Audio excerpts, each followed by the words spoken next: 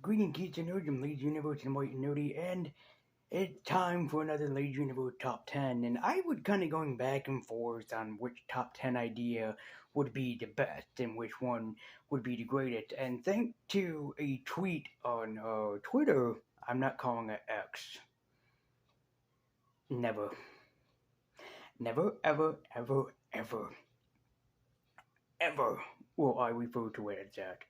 But, anyways, thanks to a tweet on Twitter where we're talking about like your favorite Batman the Animated Series villains, I began to think like, who are some of my top 10 favorite Batman villains, like the ones from the animated series and their portrayal, not basically just favorite Batman villains in general. If you'd like to see that list, then let me know by liking and also commenting on the video that you'd like to see me do something like this. But also with the next Joker movie coming out, that's also going to be a musical.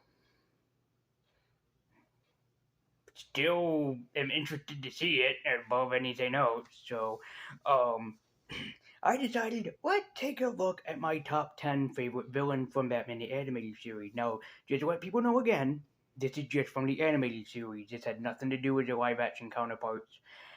And if you would like to see me talk about just my favorite villains of Batman in general, be sure again to like and comment down below, even though probably my top 5 favorite picks maybe wouldn't change as much. Just know that these ones come from mostly the animated series, and some of them that are on this list actually have appeared in only the animated series and nowhere else. So, I don't want to hear nobody say, "Why didn't you put Catwoman on the list? Why didn't you pick Poison Ivy?" It's like this is just my list and my choices. This doesn't mean that I want to offend people because I have friends of mine that are fans of Catwoman and Poison Ivy from the animated series. So just because I didn't choose them, I don't want nobody to come after me saying, "You hypocrite," or whatever. This is just my decision and these are just my choices. And also, Batman the Animated Series has redefined these villains, so the origins in the animated series might be different than the live action purposes, just to let some people know, and even sometimes the comic versions, but the comics had took inspiration from this little amazing animated series.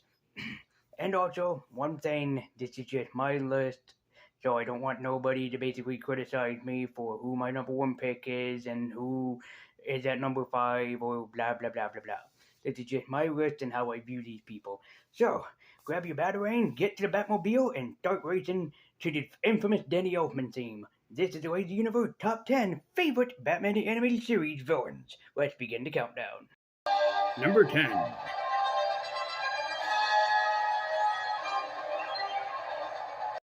Harley Quinn. Harley has always had a soft spot for me for being one of the villains that was introduced in the animated series thanks to the introduction by the great Paul Dini. What really made Harley stand out to me though is the fact that she was a person that was assigned to at Arkham straight exactly to the Joker, so she was gonna get messed up because of this reason. As Harley is a favorite for both Bruce Timm and Paul Dini, and I can definitely see why, as she is a great henchwoman, especially to put up with someone just much as infamous as the Joker. She has a unique design, and she is quite a henchwoman for the Joker, even though she gets mostly abused by him. But what makes Harley Quinn even better is not only just working alongside the Joker, which amazingly that it is, that she can put up with a guy like him, it's also the infamous voice by the great Arlene Sorkin. Mr. J, I have this little problem with fish. No matter which version of Batman that I end up watching though, I will always prefer this version of Harley Quinn, as she will forever hold a special place inside of my heart. So, long live Harley Quinn. What was I supposed to do? Build a tank, shoot the guy, and drive off? Now you tell me. Number 9. Lockup. From the episode Lockup is one of my favorite villains because he can go to show you just how far that authority and also abuse can take a person. Lockup is a police officer who just so happens to abuse his powers and also abuse the inmates at Arkham Asylum, even though they're supposed to be there to be rehabilitated and to turn away from life of crime. When Lockup is fired, though, he is sworn that he will get revenge against any and all of those who betrayed him, and goes after the same inmates he once abused. Lockup is truly a terrifying villain, and also one that can go to show people just how far that some people are willing to take abuse and how far that abuse and abuse of power can go. Lockup may have only had one episode appearance, but despite to say, I'm still a big fan of Lockup even still to this day because it goes to show people how difficult that abuse can be. A truly terrifying concept for a great and terrifying villain, Lockup definitely earns the rank of being one of my favorites that the animated series has created for great reasons. As what might have made Lockup so much more interesting is the voice by Bruce Wise, who has a very authoritarian type of voice, but also one that speaks with sympathy before it's betrayed again by a voice spoken straight from abuse.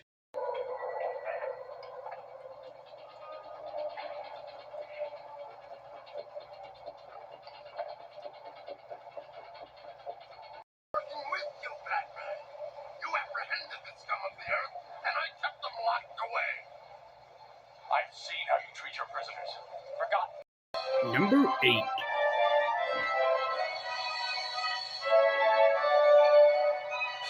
The Riddler. The Riddler has always been one of my soft spot favorite villains, especially one that always asks questions and also speaking, mostly in conundrums. He's a quirky and fun villain always to play around with, but this series also gives him that variety that he can also be just a threat and also just as menacing. Riddler has only made some cameos and some brief appearances throughout the animated series, but every time that he does, I can't help but crack a smile on my face for how much that I love this underrated supervillain. I even love how they gave him a sympathetic origin that he was just a guy that was good at his job, but then eventually he got down on his luck, was fired, and then wanted to seek revenge as the cause of it. And also, I gotta say I love the way that Riddler's design is in this series, as it's one of my favorite all-time designs.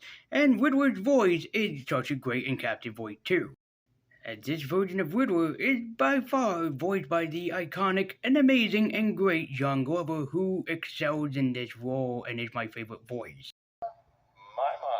Can we actually have a brain beneath that pointy cowl of ours? So tell me, have you brawn to match?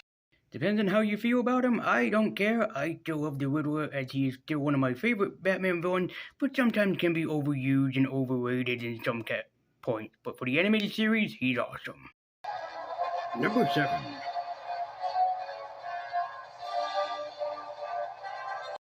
Harvey Two-Face or just Two-Face.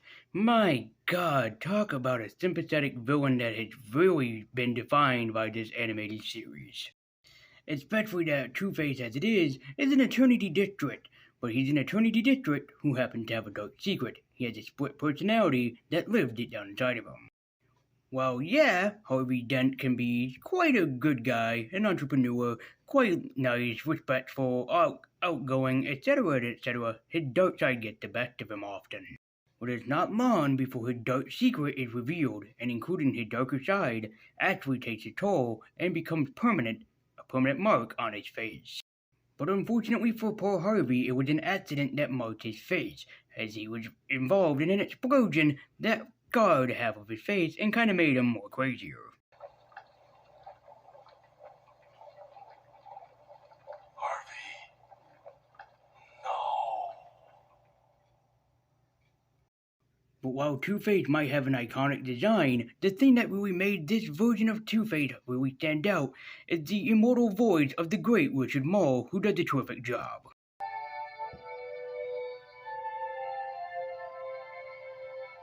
What are you looking at? Gee, Two-Face. Even though we haven't seen Two-Face in quite a long time in the live-action version, I will always and forever love the animated series involvement of Two-Face. And it's mostly because of how good of a job they made Harvey Two-Face into the most sympathetic and most saddest character in the entire villain run of the animated series. Long live the great and tormented Two-Face, as he will always have a special place in my heart, and hopefully someday he'll get the proper live-action treatment that he deserves.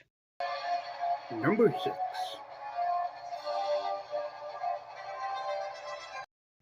Clayface. Once again, talk about a sympathetic villain who really didn't deserve what happened to him, and also, Clayface can be seen as a character that goes through a drug withdrawal and a drug habit. Matt Gargan goes through a very traumatic experience. He was in a traumatic accident, and so he had to resolve in face cream to still remain a great actor on set and on screen. But Matt Gargan's cream also comes with a terrible secret, that he can disguise himself as anyone and anyone, truly making him a terrific actor. But in a very dark twist that would never be seen coming on a Saturday morning cartoon nowadays, Gargan is tortured with the cream, or toxic cream, dumped all over him. He's later transformed into a hideous, well, beautiful, depending on what you say, Clayface monster that we all know him to be. Clayface is such a great and iconic villain to have in this series, and even making him even more famous than he already was. But what makes Clayface so much more sinister is using the beautiful and beloved voice of one of my favorite actors/voice actors, Ron Perlman, in the role, who really brought life to Clayface and is my favorite voice for Clayface. Don't you dare patronize me! I told you I don't need rest. I don't need food. And I don't need you! Clayface is a truly underrated villain in the Batman realm, but I hereby say that he should be returned at some point soon because Clayface is a pretty awesome villain. Number 5.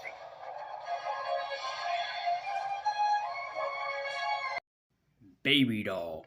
Oh yes, a great underrated villain is definitely in the Batman ranks, as Baby Doll was once a great actress who suffered of disease. As Baby Doll eventually turned to a life of crime, but only the reason because nobody wanted to hire her because of her disease that ended up affecting her. She is an actress that lost her motive. She lost everything in between. She had nothing left, and so for her, turning to a life of crime just made sense to her. As the reason why I can see people relating with Baby Doll is the fact that a lot of actors and actresses go through this, where they were once popular and then brought down out of their popularity for certain reasons. Or sometimes they're brought down out of their popularity for no reason at all, and then they're just long forgotten. And that's the thing that happened to Baby Doll in this series. Baby Doll is already a great villain in my opinion, but what made Baby Doll even greater was the voice of Alison LaPlaca, who really gave sympathy to such a great character, and with a voice that cannot be misplaced at all, as she becomes one of my favorite voices in the animated series by giving Baby Doll a sweet, sinister, but yet sympathetic voice all combined into one, and it was great. Look, that's me in there, the real me. There I am. But it's not really real, is it? You just let me make believe!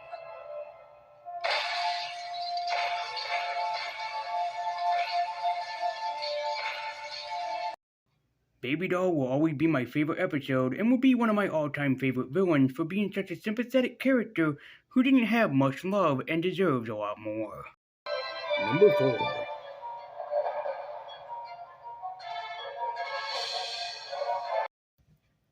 The Mad Hatter, or aka Jervis Tech, a wonderful, fantastic villain who doesn't get more love in the limelight that he should. As even though at first glance, Jervis seemed like a very strange and normal, quaint little man. But of course he has a friendly side, and he mostly is very much that, a friendly person. He has his quirks and he has his default, but he finds the best in himself, mostly in the other people surrounded around him, and he mostly tries to find the best out of every situation that he's ever been in.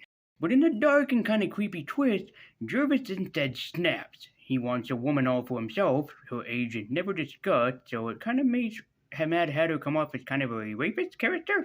As the Mad Hatter is born in this series. And I gotta say, it's quite an introduction and also quite an amazing villain to have in such a phenomenal series. As what makes Mad Hatter so great is the fact that he uses mind control. He's able to put anything on a person and take control of them at ease and with at quick glance. Hatter is made better by the great Roddy McDowall that reprises his role. I talked about him before being as awesome as a voice for the Mad Hatter, and it's just the same here. Roddy McDowall is the Mad Hatter to me, and he will always be my favorite Hatter. And really, Mad Hatter deserves some more love than he actually has gotten. So let's hope that eventually the Hatter can come real. But Roddy McDowell is by far my favorite Mad Hatter until we get a proper live action version of the Hatter. Alice in Wonderland was always my favorite story. Do you remember the Mock Turtle song? Will, Rosie, will you? But really quick, the same as Baby Doll, Mad Hatter deserves more love than he actually has gotten throughout the years, and hopefully he will soon get a tremendous live action appearance. Number 3.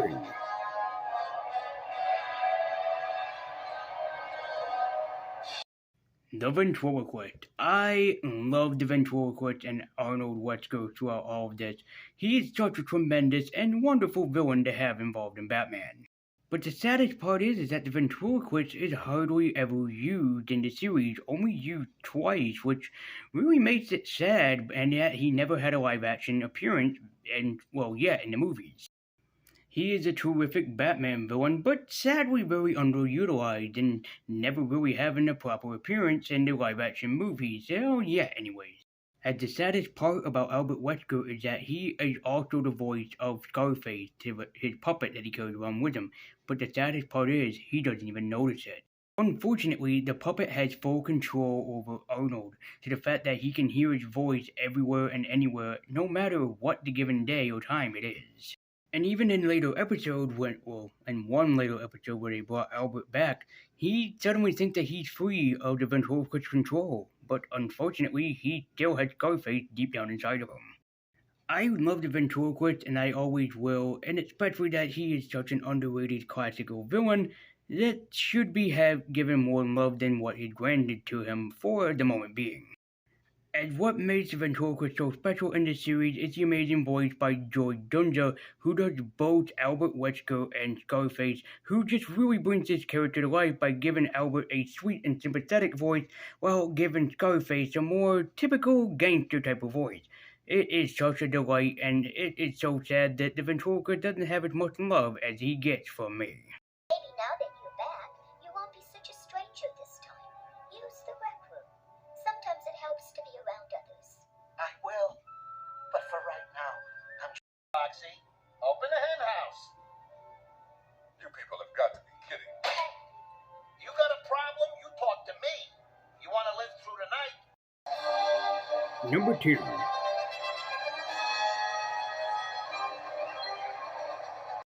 Mr. Freeze. Talk about a great and iconic villain that everybody loves thanks to this amazing series and the amazing new origin written by Paul Dini. As Victor was once a great scientist trying to find a cure for his wife, trying to cure her of her disease, but unfortunately the best way that he could do it for the moment is keeping her frozen. But he's later backstabbed by one Ferris Boiler, as Boiler tells them that he wants nothing to do with him or his experiment, and thus that he pulled the plug on his experiment, forever tormenting the poor Victor. As Victor eventually pulls the gun on Ferris, about ready to shoot him for what he had been doing, but eventually Victor is given the proper cold shoulder, forever transforming the good doctor with a heart of ice. As Mr. Freeze is one of my favorite Batman the Animated Series villains because of the brand new origin that a lot of movies and TV shows pay homage to. As he is the most sympathetic of Batman's arch villainies because all he wants is his wife. All he wants to get her back. He just wants to do the right thing. And he will stop at absolutely nothing to get that. Arnold Schwarzenegger did a pretty good job at the origin of Mr. Freeze, but I have to say the animated series is still by far my favorite. As a lot of that is because of the great Michael Oshara, that does Mr. Freeze, as he gives him the most sympathetic voice ever, while also being a cold-hearted voice at the same time. It's fucking brutal, but it's also magnificently damn beautiful to hear, and it's a very captivating voice for such a captivating villain. Think of it, Batman. To never again walk on a summer's day with a hot wind in your face and a warm hand to hold. Oh yes, I'd kill for that. And my number 1 favorite all-time villain of Batman the Animated Series just so happens to be... At number 1, the great and almighty Joker. Oh, yes, I'm going there, as Joker is my favorite villain that appeared in Batman the Animated Series. As the Joker's origin is shrouded in mystery, but he's still a delusional bastard that does everything and anything to try to get at Gotham and also the Dark Knight. As his insane mind and crazy delusions will never ever stop. He'll never stop trying to one up Batman, and he'll never try to defeat the Dark Knight detective by himself. As the only one that can always solve doubt Joker's mind is the Dark Knight detective, as he plans to do nothing but to be rid of Batman so he can reign the crown prince of crime. And he'll be the only one to take out Batman, as his delusional mind will mean that nobody comes in the way between him and Batsy, to even to the point of abusing Harley to no end.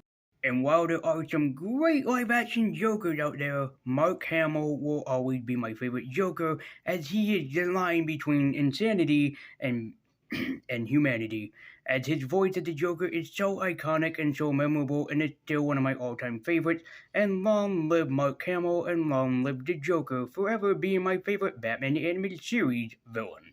Oh, idiot! But it's still your plan, see? Everything just like you said. Except I hung the guy upside down so he'd see their little frowns as little smiles. Now it To me, if you have to explain a joke, there is no joke! Now, calm down, Puddin'. You've forgotten what I told you a long time ago. And there you go, ladies and gentlemen. Those are my top 10 favorite Batman the Animated Series villains. Did I tackle one of your favorites, or didn't I? Let me know in the comment section down below, because I know that there's going to be some people that are probably going to be upset with me that I didn't put either Catwoman or Poison Ivy or the Penguin on the list. And give or take that I do love all of them, I just never really been that big of a fan. Like, I do appreciate them, but I've never been that big of a fan of them. Especially, Penguin is great, but he doesn't have that many debut awesome appearances, and also the great voice of Paul Williams really did help make him stand out. But again, this is just my list, so thank you guys so much for watching, and let me know who your favorite Batman the Animated Series villain is in the comments down below. So thank you guys so much for watching. I've been Roy's Universe. I've been waiting to keep you on. And until my next top 10, thank you very much for watching, and as always, take care.